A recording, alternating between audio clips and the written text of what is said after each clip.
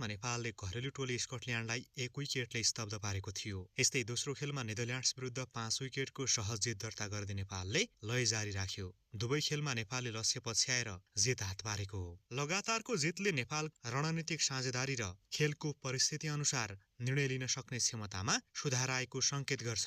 हालसम्म नेपाल र स्कटल्यान्डले 9 वटा ओडिआई म्याचमा एकअर्काको सामना गरेका छन्। तीमध्ये नेपालले 5 र स्कटल्यान्डले 3 खेल जितेको विगत छ।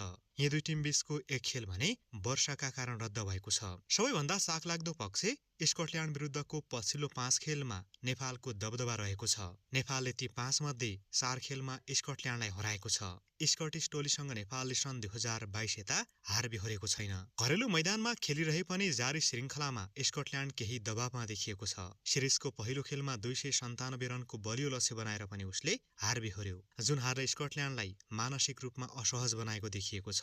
यद्यपि दोस्रो खेलमा स्कटल्यान्डले नेदरल्यान्ड्सलाई 44 रनले हराउँदै पुनरागमनको संकेत दिएको छ। यता नेपाली टिम लगातार तेस्रो जित निकालेर ह्याट्रिक पूरा गर्ने योजनामा छ। टोलीमा युवा र अनुभवी खेलाडी बीचको समन्वय, कप्तान रोहित कुमार पौडेलको नेतृत्व क्षमता, स्पिन र पेस आक्रमणको सही मिश्रण तथा शीर्षक्रमको लसकता नेपाली टोलीको बलियो पक्ष बन्न पुगेको छ।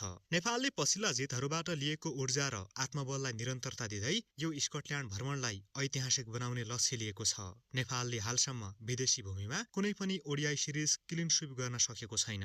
नेपाल यसपालि इतिहास रच्ने योजनामा छ। यसबाहेक लिग 2 मा समग्र अङ्क तालिकाको सन्दर्भमा पनि नेपालका लागि जारी श्रृङ्खला महत्त्वपूर्ण छ। जितको निरन्तरताले टिमलाई आगामी विश्वकप छनौटका सन्दर्भमा थप सुरक्षित स्थानमा पुर्याउनेछ। नेपालले आइतबार पनि संयमित ब्याटिङ, अनुशासित बलिङ र सशक्त फिल्डिङ प्रदर्शन गर्न सकेमा स्कटल्यान्ड विरुद्ध फेरि जित निकाल्दै सिरिज क्लिन स्वीप गर्ने सम्भावना बलियो बनाउनेछ। आगामी दिनमा पनि नेपाली खेलकुद र खेलाडीसँग सम्बन्धित अपडेटका लागि